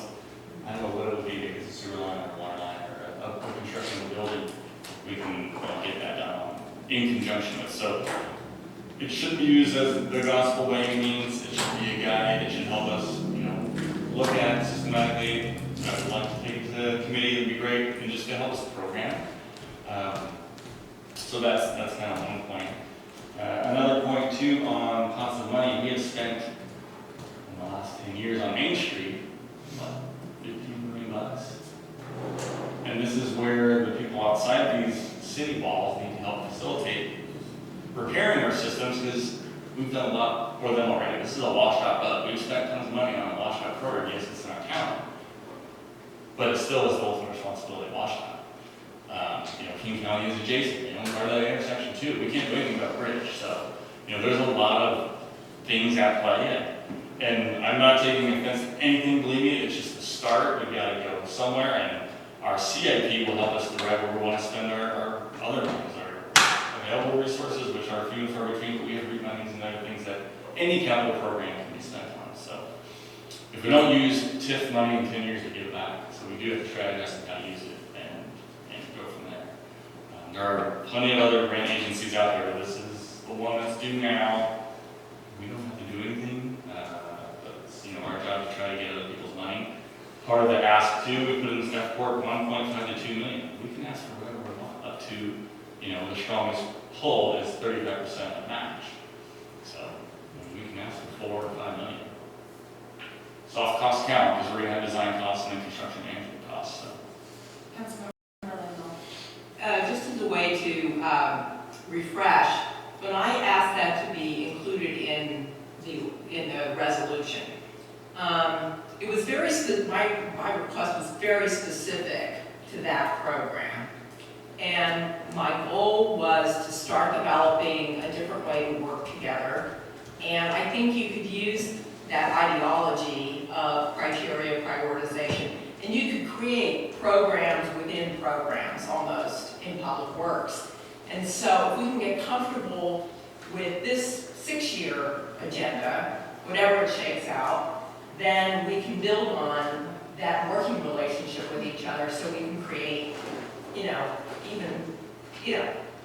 it can be everything from that citywide list of, who knows, $12 million things, so that was my goal. And then to really mature all of this, Public Works Standing Committee is absolutely where it should happen. And then they can come back to us and say, hey, this is what we flushed out about this. So I think this is exciting. I know it was a lot of work. I know that, but I also think it's going to help us think things through in a more structured way. So we're not asking, we're not bouncing all over the place as a council. We understand at least how you were thinking about things. Yeah, and. We don't have to redefine how you do it every time we come, In 30 minutes is probably not doing it justice, but I would certainly like to have 3 people around the table, not 7 of you, but 3 would be wonderful to help guide and. You got it. Mayor, Person.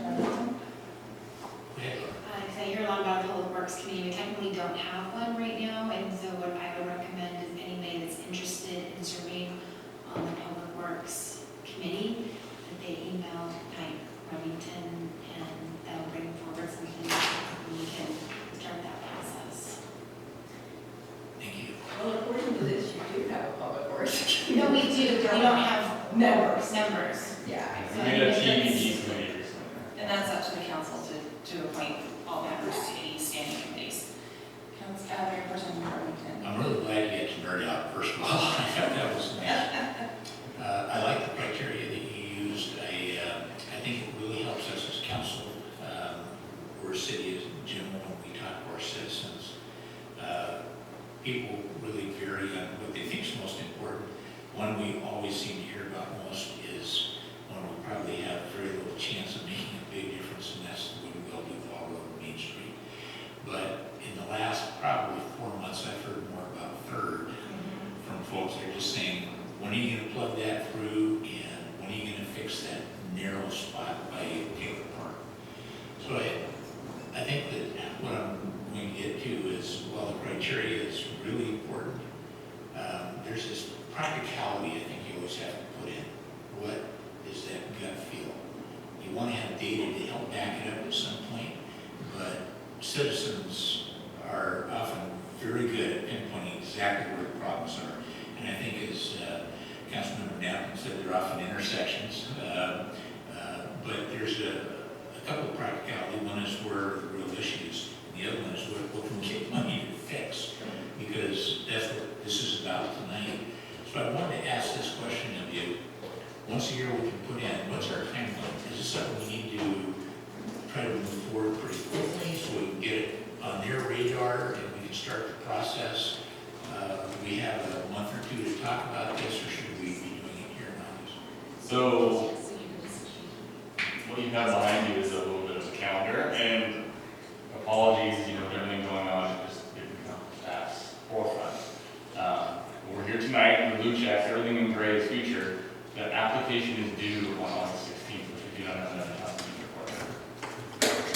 So that is the timeline. They awarded the grant at the end of their board meeting last week the second to last week in November, right before Thanksgiving. So November 22nd, we would be notified.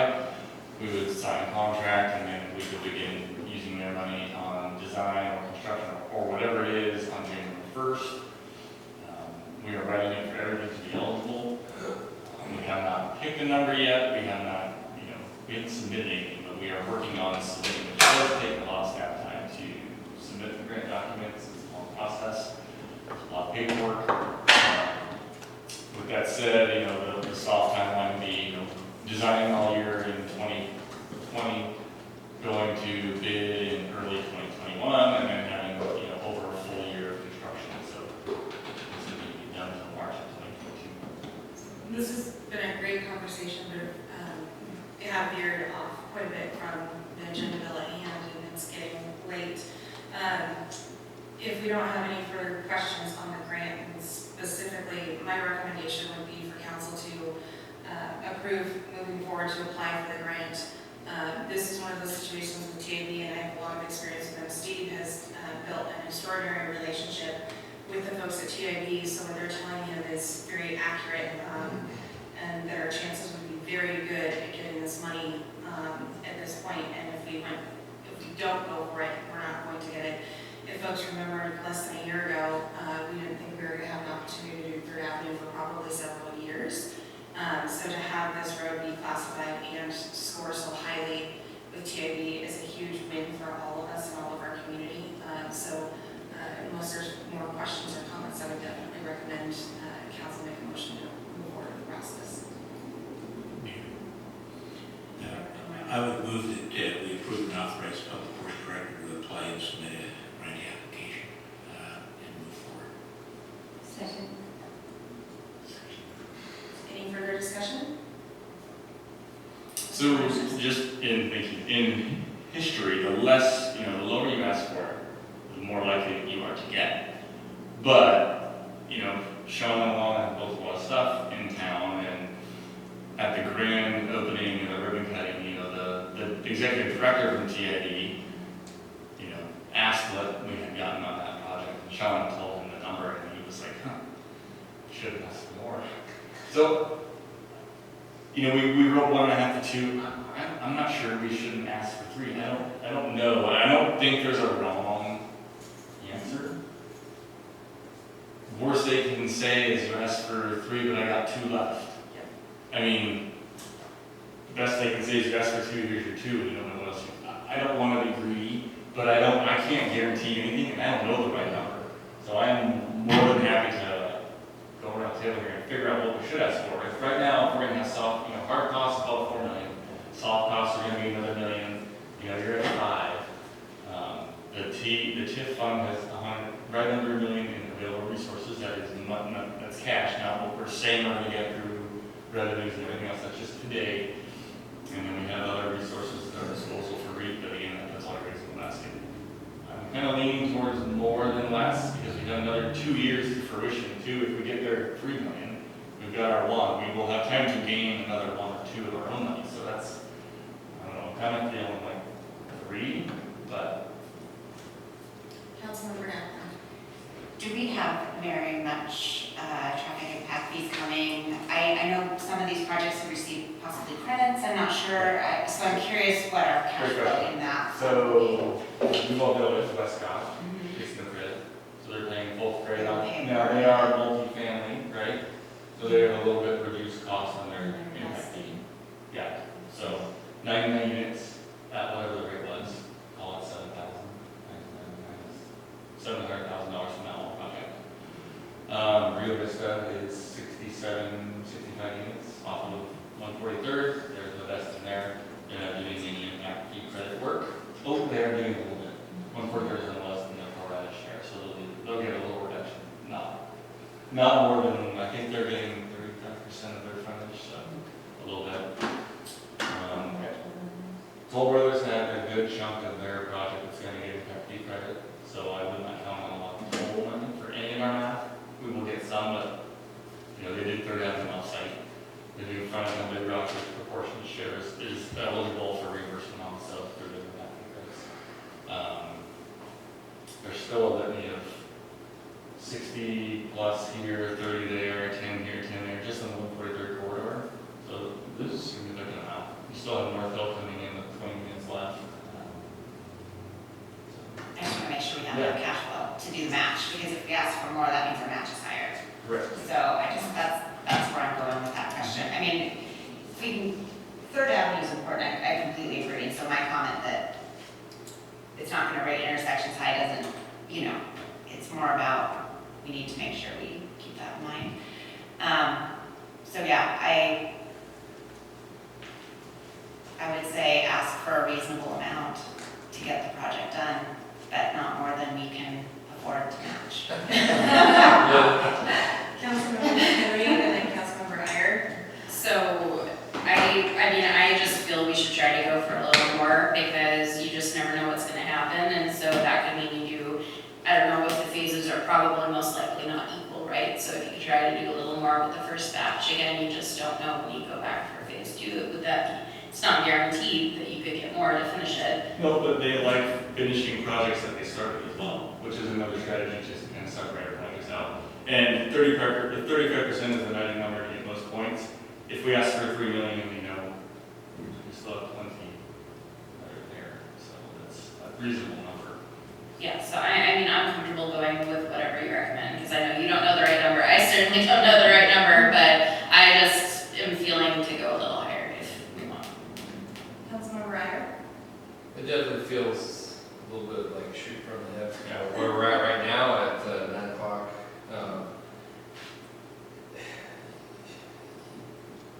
So I mean, I guess I have trouble with this, like, hey, let's do this, maybe, let's do this. So I'm kind of at a loss what to say, to tell you the truth.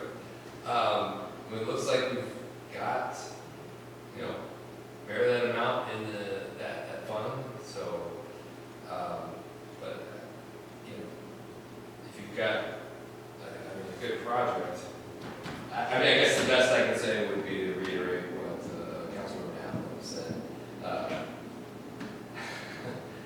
He can only, give as much good advice as the kind of question we have. It's pretty vague process. It's, hit or miss by 500,000, which is a pretty big mark. So it's not sure exactly what we're, talking about there, to tell you the truth. So in terms of, will it be there? I don't know. So if we commit tonight to a larger project, does that mean we're kind of looking for an extra 500,000 come 2 years from now? I mean, can you give us a better idea of what we think is going to come into the fund? So as far as expanding scope, or just between park and 143rd, we're still not exactly sure. Yeah, sure. Yeah. I mean, I do think using the numbers for Main Street is certainly a reasonable number, which again puts it at about 3.8 million for construction. Tack on another, 500,000 for soft cost for design, some permitting, and another, I don't know, what did you guys spend on Main Street construction management? 600,000-700,000. So it won't be that high because it's a smaller level project, but again, soft costs are probably going to be million. So 3.8 plus that, you're at 5. But if you ask for 3, you've got 2 you need to come up with. You've got 1 in the bank, so you have 1 more to find, and 1, what is our current traffic impact fee? We're using traffic impact fees to pay down Main Street as well. So part of that money is 300,000 a year. I'm not sure exactly the number I'm making up for that much, but that money is going out the door, even without this project. Yeah, so every 114 projects is $1 million.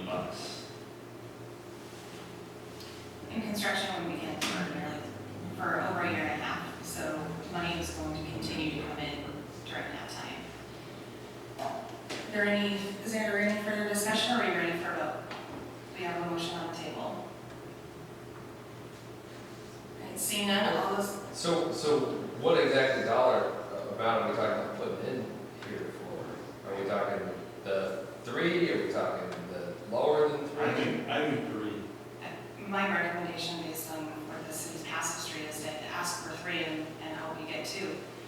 And then phase the project just as Mr. Laniszewski has suggested. We have split it kind of phase now. I don't think we can go down smaller in phasing. Okay, so my last comment would be, knowing how grants work, this is a grant application, and we get a grant, we get something back saying they received it, and then that's another time to have a second discussion, so I can calm down. You have a chance to This is the application, yeah. The next thing you will do is if we are successful, you can be the guy who turned out $3 million. So, Yes, calm down. Sometimes I hear public works directors, and it makes sense to them, and I'm sure, I know they're very smart guys and people, and, but I'm just catching up, I'm playing catch up. I don't talk as fast as Kevin. I'm playing catch up. All right. So, all those in favor, please say aye. Aye. All those opposed, please say no. Motion passes. 2 more items of unfinished business this evening. Agenda Bill 19-32, approved resolution adopting a snowmobile stage and equipment use policy. This is for discussion and/or decision, Ms. Thomas. We were going to try and bring those 2 items back because there was a snafu in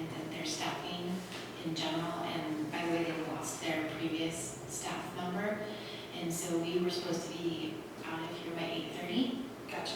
Okay. Well, then with that, if folks are okay with moving these items to the next council meeting, is everyone in consensus